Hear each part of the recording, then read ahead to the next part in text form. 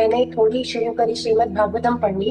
उसमें जब मैंने जय विजय जी की कथा पढ़ी तो मैंने देखा कि एक तरफ जय विजय जी को 4 कुमारों ने श्राप दिया और वहीं दूसरी तरफ जो माता दीति हैं वो अपने पति से संतान के लिए जिद करने लगी। तो वो पढ़ के मुझे ऐसा लगा जैसे सब कुछ पहले से निर्धारित था, एक लीला थी। तो उसी से मेरा प्रश्न ये मुझे अंदर से कई बार आता है कि जो मेरे इतने बचपन से ही, जैसे मैंने प्रश्न में लिखा, इतना अच्छा पूजा पाठी परिवार, पर शादी से पूर्व भी शादी के बाद भी, तो ये मतलब पहले से ही जब तक भगवान की लीला है, क्योंकि हम तो उनके स्वप्न में है, सभी वही हैं, वो सोच रहे हैं, तो ऐसे में मेरा क्या रोल है? वो तो उनका मन होगा तो उठा के नहीं, प्रारब्ध दो ही कार्य करता है, शुभ और अशुभ। भगवत प्राप्ति प्रारब्ध नहीं करा सकता। भजन करके प्रारब्ध को मिटिया मिट करने के लिए मनुष्य देह मिला है।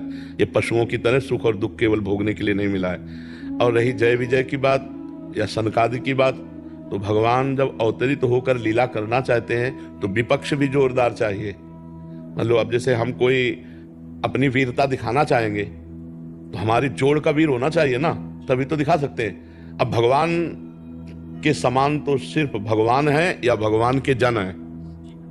तस्मिन् तज्जने भेदा अभावात, भगवान और भगवान के जन में अभेद स्थिति रहती है। जो भगवान में बल है वही जय विजय में बल है, जो भगवान में बल है वही सुदर्शन चक्र में, वही कौमुदी गदा में, क्योंकि ये पार्थिव नहीं, सब चिदानंद है।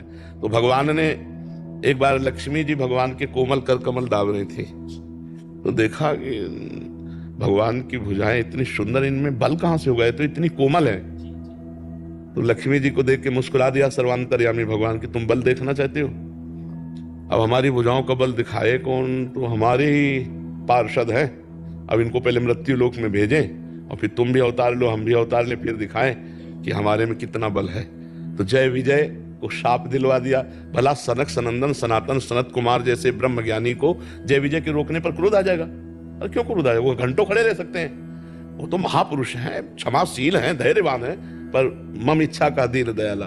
भगवान की जो ये इच्छा थी, लीला करो, तो सनकादि के हृदय से क्रोध आया और साफ निकल, जाओ तुम 3 जन्म तक असुर भाव को प्राप्त हो।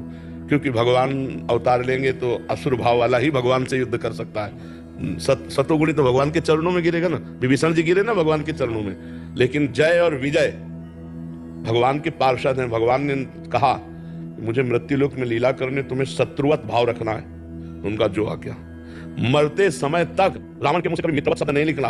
कहां राम रन हतो पचारी, कहां राम है ललकार कर युद्ध भूमि से मारूंगा। ये भगवान के पार्षद कर सकते, दूसरा नहीं कर सकता। इसीलिए वो भगवान की दिव्य